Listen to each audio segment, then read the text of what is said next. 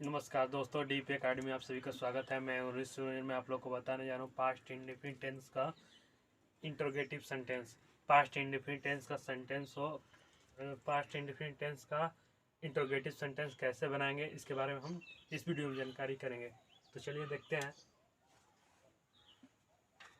Heading है past, PAST, past indefinite,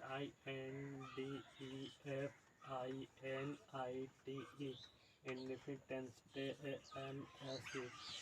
past indefinite tense के interrogative sentence INTERROGATIVE, interrogative sentence SENTENCE।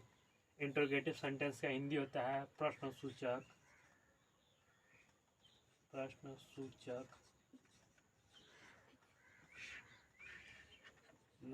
प्रश्नसूचक वाक्य प्रश्नसूचक वाक्य। अगर पास्ट इंडेफिनिट टेंस का हो और प्रश्नसूचक शब्द हो तो कैसे हम बनाएंगे, इसके बारे में जानकारी रखेंगे। इस टेंस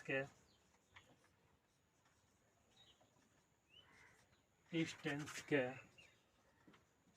प्रश्न सूचक वाक्य का अंग्रेजी अनुवाद बनाने के लिए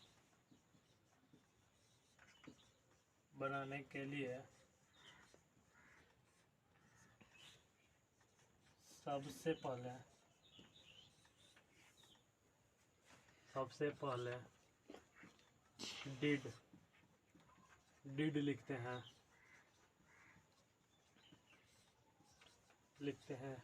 इसके बाद भर, ये सबसे पहले डिड लिखते हैं। इसके बाद कर्ता लिखते हैं।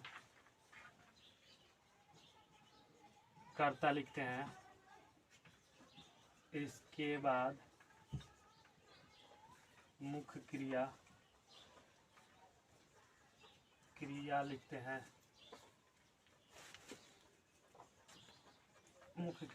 हैं। इसके बाद कर्म या अन्य शब्द लिखते हैं।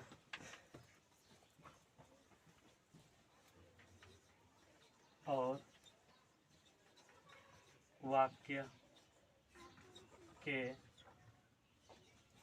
अंत में प्रश्न सूचक चिन्ह लगा देते हैं। देखिए, समझ लेंगे। पास्ट इंडेफिनिट टेंस का interrogative sentence. Past indefinite tense का इंटरोगेटिव सेंटेंस हो तो कैसे बनाएंगे। इस टेंस के प्रश्न सूचक वाक्य का अंग्रेजी अनुवाद बनाने के लिए सबसे पहले डिड लिखते हैं। इसके बाद कर्ता लिखते हैं। इसके बाद मुख्य क्रिया लिखते हैं। इसके बाद कर्म में अन्य शब्द लिखते हैं और वाक्य के अंत में प्रश्नवाचक चिन्ह लगा देते हैं। तो इसका सूत्र देख लीजिए। यानी सबसे पहले डिड लिखते हैं तो डिड, इसके बाद सब्जेक्ट यानी कर्ता, सब्जेक्ट हो गया। उसके बाद वर्ब 1 प्लस ऑब्जेक्ट और क्वेश्चन मार्क। और इसमें एक और सूत्र हो जाएगा। दूसरा का सूत्र है व्हाई, व्हाट, HOW, हाउ। इसके बाद डिड, इसका सब्जेक्ट, वर्ब 1 प्लस ऑब्जेक्ट और क्वेश्चन मार्क।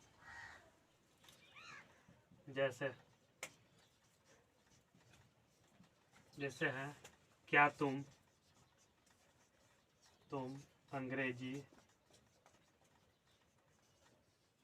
अंग्रेजी बोलते थे।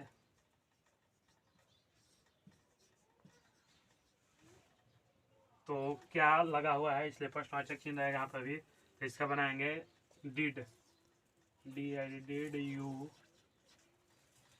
डिड यू वर्ब, यानी वर्ब का प्रथम रूप।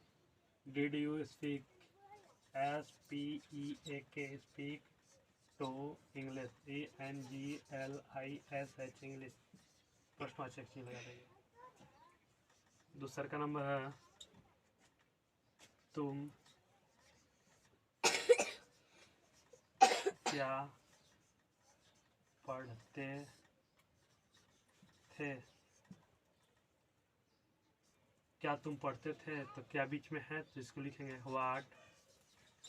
What did you read, READ read, और प्रश्नवाचक चिन्ह लगा देंगे। बस यही।